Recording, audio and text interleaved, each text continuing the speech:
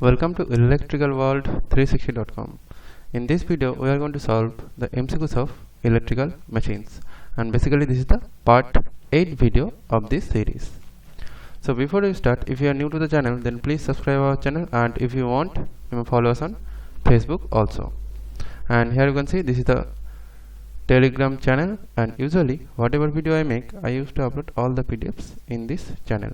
So to join our channel, you can simply search here Electrical World 360 official, and otherwise if you want, you may join our channel through this link also. And if you are preparing for SSC JEE and if you are from electrical engineering, then this course is for you. The price of this course is only 1,999 rupees, and in this course you will get 6,000 plus MCQs with video solutions. Along with that, you will also get the important notes for GK or general awareness in the format of PDF. So here you can see the question number 1. The zero power factor method for an alternator is generally used to determine the efficiency of an alternator, synchronous impedance of alternator, voltage regulation of alternator, and the option number D is all of the above. So in this case, the right option will be option number C. Basically, the zero power factor method, or we can say the ZPF method, zero power factor method, is used for determination of the voltage regulation of alternator, and usually we also use to determine the voltage regulation the MMF method, EMF method, ASA method, and along with that ZPF method, method. Okay, so this is the question number 2. Two alternators A and B are sharing the inductive load equally. What will happen when the excitation of A is increased? The option number A is current delivered by A will increase and of B will decrease. Current of A will decrease and of B will increase. Both will continue to share the load equally, and the option number D is none of the above. So in this case, the right option will be option number A. So to understand this, suppose I am drawing here, this is the alternator A, and suppose this is the alternator B, and suppose this is the load. Okay, and these are connected in parallel. So basically this is the parallel operation case of alternators. Okay, so then this will be the current of A, this will be the current of B, and this will be the current of load, or you can say the total of IA plus IB. So here we can say the two alternators are A and B are sharing the inductive load equally. Here you can see what will happen when the excitation of A is increased. Then the current delivered by the A will increase and the B will decrease. That means current of A will increase and the current of B will decrease. Okay, so here the option number A will be the right answer. This is the question number 3. The percentage slip in case of synchronous motor is 1%, 100%, 0.5%, and the option number D is 0. So as we know, the percentage of slip is equal to ns minus n divided by ns, and as we know, for synchronous motor, the rotating speed always the synchronous speed. Okay, so now we can put ns instead of this n, so it will be ns minus ns divided by ns. That means it will be 0 by ns. So we can say the percentage of slip will be 0. So here you can say option number D will be the right answer. The percentage of slip in case of synchronous motor is 0. Here you can see this is the question number 4. The torque angle of synchronous motor is angle through which motor lags behind the synchronous speed. This is the option number A. And the option number B is angle of lag from no load to full load on the angle between the rotating stator flux and the rotor poles, and the option number D is none of the above. So basically here the right option will be none of the above, because the torque angle of synchronous motor is angle between the, suppose this is the rotor axis, so and this is the rotating flux. So angle between the rotating flux and the rotor axis is known as the torque angle. Okay, so that's why here the option number D will be the right answer. This is the question number 5. Which of the following is preferred RPM for 4-pole induction motor? So these are the options. So as we know, the synchronous speed Ns is equal to 120 F by P. So generally in India the frequency is always 50 Hz. So 120, we can put 50 Hz instead of F, that means the frequency, and the number of poles is 4. Here you can see in the question. So it will be 1500 RPM. Okay, so as we know, the slip of the induction motor must be as low as possible, or the slip of rotation N must be as close to as possible to Ns.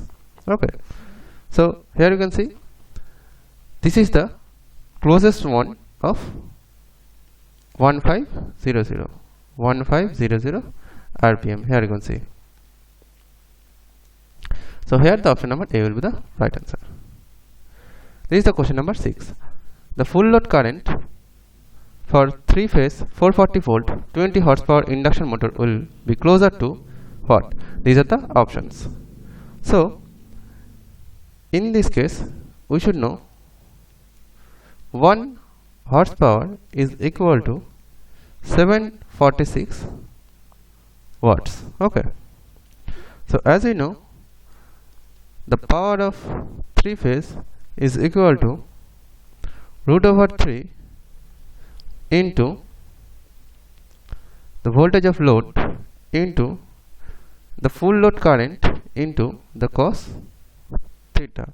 So from here we can easily find out the value of IFL, that means the current of full load. So IFL is equal to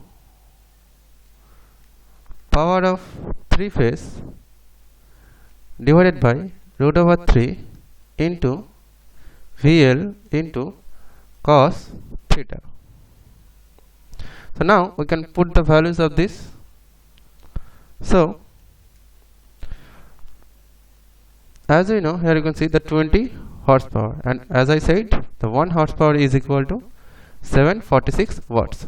So the 20 horsepower, that means 20 into 746 watts divided by root over 3 into the load voltage. It is given on the question 440 volt.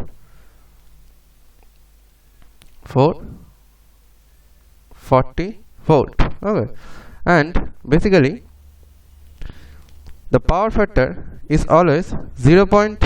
In normal induction motor in between 0.8 to 0.85 lagging power factor. Okay, for the normal induction motors. So now we are putting here 0.8. So from here we can easily find out the value of IFL. So it will be IFL is equal to 25 ampere. So here the option number C will be the right answer. This is the question number 7. How many different speeds can be obtained in cascade control of 2 induction motors? So basically 4 different speeds can be obtained in cascade control of 2 induction motors, because here you can see one will be 120F by P1, another will be 120F divided by the P2, and another can be 120F divided by P1 plus P2, and another one can be 120F divided by P1 minus P2. Okay, so here the P is the number of poles in machines. So here, as I told you, 4 different speed can be obtained in cascade control of 2 induction motors. So here the option number B will be the right answer. This is the question number 8. A universal motor can be operated on 220 volt DC as well as 220 volt single phase AC. Which of the following will be same in the two cases? The operating speed, power output, operating speed and power output, and the option number D is none of the above. So in this case, I am drawing here, suppose this is the speed and this is the torque. So this will be for AC and this will be for DC. So for AC, the speed for a load torque is lesser than DC. So here you can say the none of the D will be the right answer.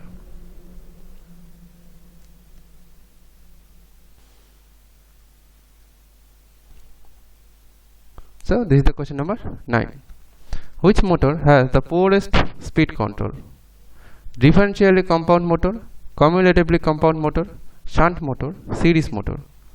So here the right option will be option number A. That means the differentially compound motor has the poorest speed control. This is the question number 10. The unit of luminous flux is what? Watt per meter square, lumen per meter square. So here the right option will be option number C. The unit of luminous flux is lumen. Okay, and in this case we should know 1 lux is equal to lumen per meter square. It is equal to 1 lux. So here the option number C will be the right answer. So if you have liked our video, then please press the like button and don't forget to share this video with your friends, and do not forget to subscribe our channel. And to get the PDF of this video, join us on Telegram. So thank you for watching our video.